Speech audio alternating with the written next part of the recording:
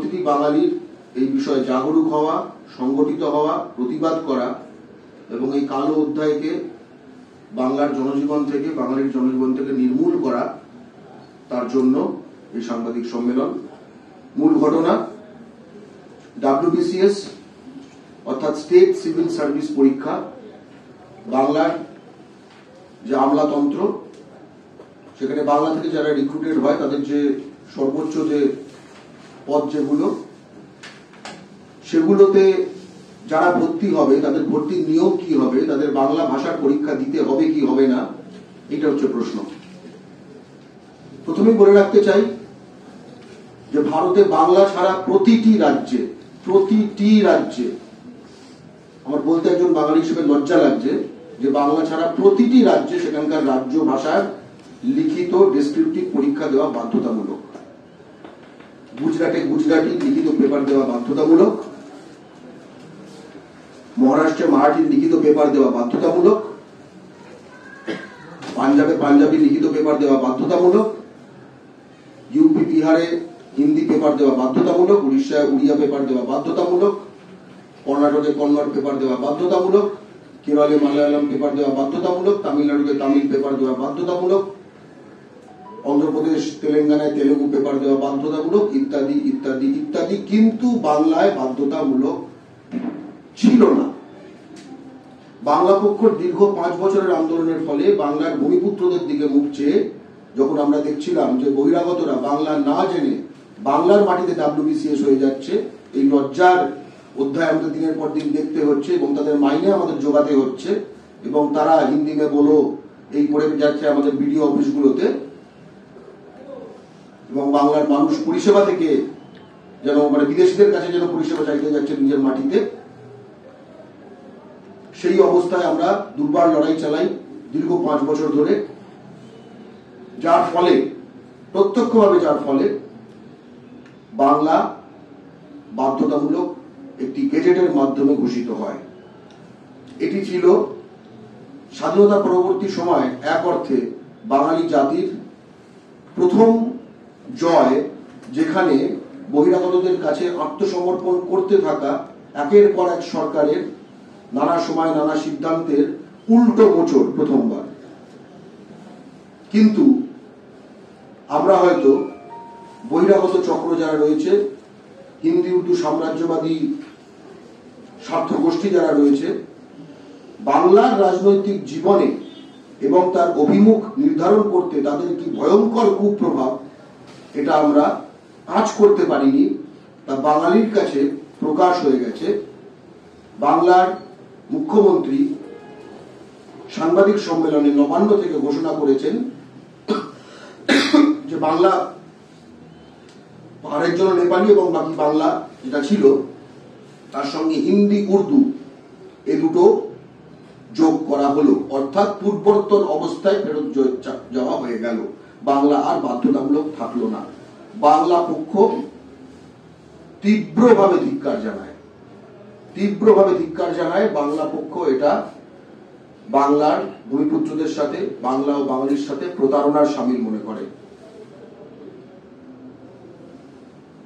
সাধারণত অন্য কোনো রাজ্যে যদি রাজ্য সরকার ভূমিপুত্র বিরোধী কোনো সিদ্ধান্ত নেয়, হঠকারী কোনো সিদ্ধান্ত নেয়, তাহলে সেখানকার মিডিয়া, সেখানকার বিরোধী দলগুলি চেপে ধরে। আপনারা জেনে অবাক হবেন, বা অবাক হবার হয়তো কিছু নেই, যে বর্তমান ছাড়া একটি মেজর মিডিয়া, যে খবরের কাগজ বা যে টিভি চ্যানেলগুলো দেখা যায়, একটিও প্রতিবাদ তো নেগেটিভ বা প্রশ্ন করা তো দূরের কথা, খবরও করেনি। আমরা সাধারণত মনে করি যে সরকার পক্ষ কিছু একটা ভয়ঙ্কর বাজে সিদ্ধান্ত নিল, বিরোধী দলগুলো চেপে ধরবে। কিন্তু বাঙালি এমন দুর্ভাগা জাতি এই বাংলায় যে বিরোধী দলগুলো বহিরাগত তোষক এবং কিছু কিছু ক্ষেত্রে প্রত্যক্ষভাবে বাঙালির বিরুদ্ধে ষড়যন্ত্রকারী। বহিরাগত তোষক সরকার, বহিরাগত তোষক বিরোধী, বাঙালির সঙ্গে শত্রুতা করা আরেক বিরোধী।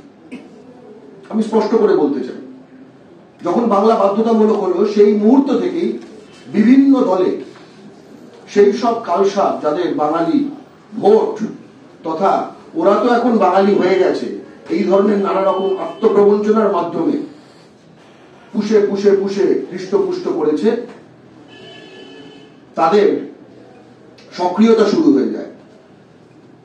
প্রথম সক্রিয় হয় আসানসোলের মাফিয়া খুনের দায়ে অভিযুক্ত, ভোজপুরি ভাষায় বাঙালির বিরুদ্ধে জাতিদাঙ্গার হুমকি দেওয়া বিজেপি নেতা জিতেন তেওয়ারি।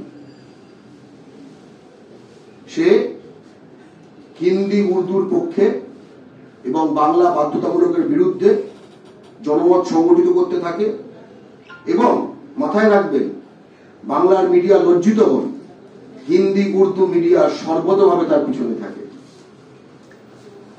তারপরে জিনিসটি আরো একটু উচ্চ স্তরে যায়। বাংলার মুখ্যমন্ত্রী একটা হঠকারী সিদ্ধান্ত নিয়েছেন, বাংলার বিরোধী দলনেতার তো চেপে ধরা উচিত।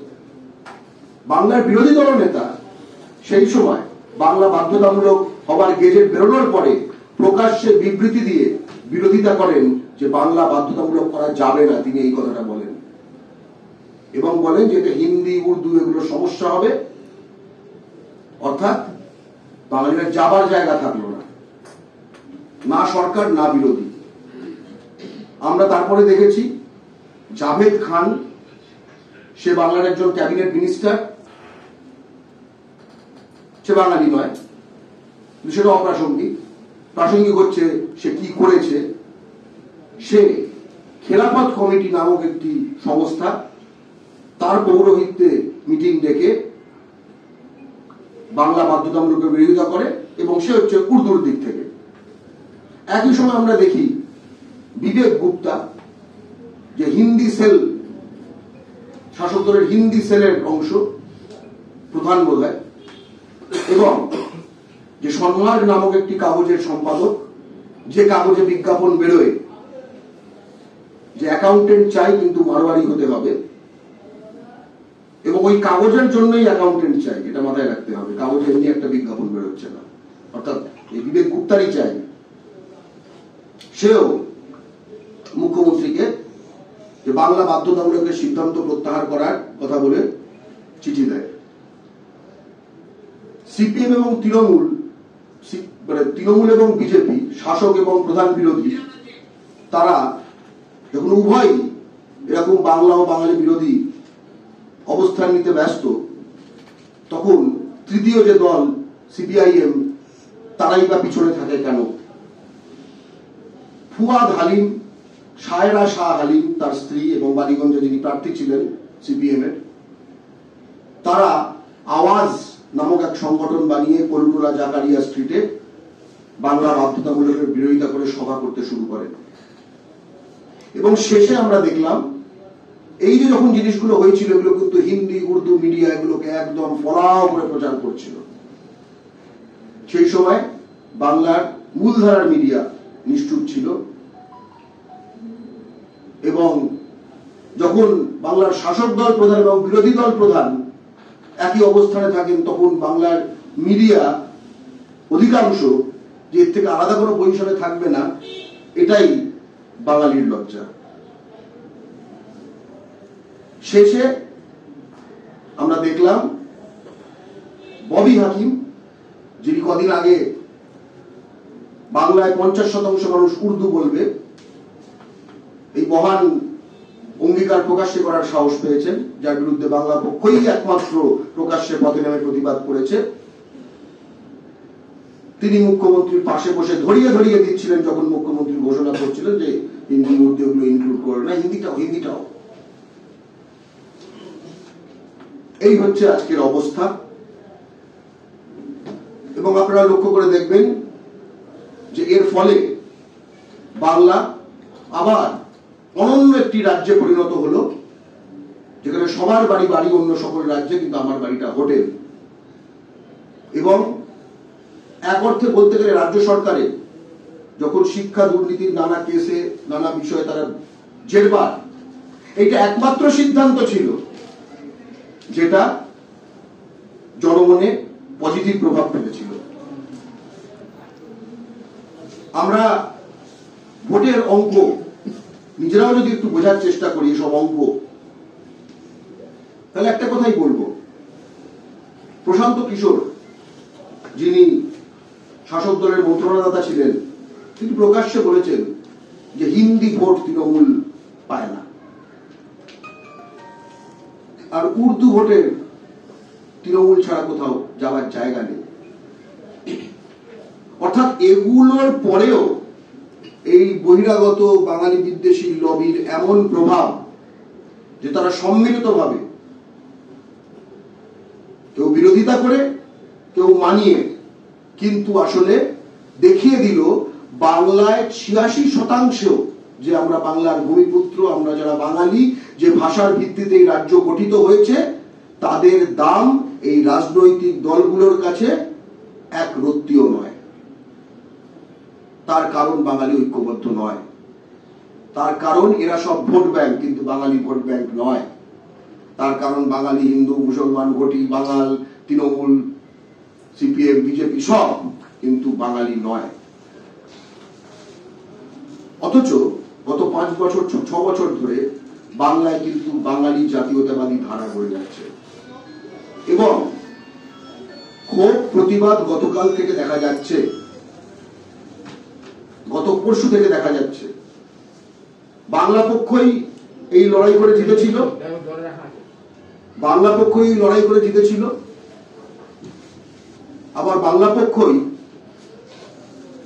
তার লড়াইয়ের এই সময় ব্যর্থতা বাঙালির কাছে তুলে ধরেছে এবং শপথ নিয়েছে যে যতদিন না পর্যন্ত আমরা এই সিদ্ধান্ত যে নেওয়া হয়েছে হিন্দি উর্দু ঢোকানোর, বাংলা বাধ্যতামূলকের গেজেট আসলে বাতিল করা, যতদিন না এটা আমরা এই সিদ্ধান্ত বাতিল করাতে পারবো, এই লড়াই চলবে এবং আমরা সিদ্ধান্ত বাতিল অবশ্যই করতে পারবো। আমরা আজ থেকে কর্মসূচি দেওয়া শুরু করে দিয়েছি এবং সর্বস্তরে তা পথে নেমে, তা সামাজিক মাধ্যমে, আপনারা জানেন দুটোই আজকে গুরুত্বপূর্ণ আজকের সময়। আমাদের যে যে ধরনের কর্মসূচিগুলো হবে আগামী দিনে, আগামী লম্বা সময় ধরে, আমরা জানি যে বহিরাগত চক্র এত শক্তিশালী যে আমাদের লড়াই হয়তো দীর্ঘ হবে। তাই প্রতিটি বাঙালিকে আমরা আহ্বান জানাই এই দীর্ঘ লড়াইতে এই প্রতিটি বাঙালির সঙ্গে প্রতারণা করা, বাংলা ও বাঙালি বিরোধী এই সিদ্ধান্ত পক্ষে থাকা এই দলগুলির ঊর্ধ্বে উঠে, আপনারা সকলেই কোনো না কোনো দলকে ভোট দেন, কিন্তু ঊর্ধ্বে উঠে বাঙালি জাতির স্বার্থে বাংলা পক্ষ এই লড়াইতে সামিল হন। আজ এবং কাল বাংলার প্রতিটি জেলায় বাংলা পক্ষর ইউনিট, জেলা স্তরে কেন্দ্রীয়ভাবে অথবা বিধানসভা স্তরে বেশ কিছু জেলার ক্ষেত্রে আমরা প্রতিবাদ সংগঠিত করছি। অর্থাৎ আজকে এবং কাল হবে প্রতিবাদের শনিবার এবং রবিবার। আমরা সময় নষ্ট করছি না, আমরা একই সঙ্গে এই সাংবাদিক সম্মেলন ডেকেছি এক অর্থে এই লড়াইয়ের নির্ঘোষ দেবার জন্য। আমরা বাংলা বাধ্যতামূলক করে ছাড়বই এবং আমরা কিন্তু বাঙালির জনসচেতনতা এই ব্যাপারে তৈরি করে আমরা কিন্তু এই প্রতিটি দলকে এবং তার স্বরূপকে বাঙালির সামনে প্রকাশ করে ছাড়ব।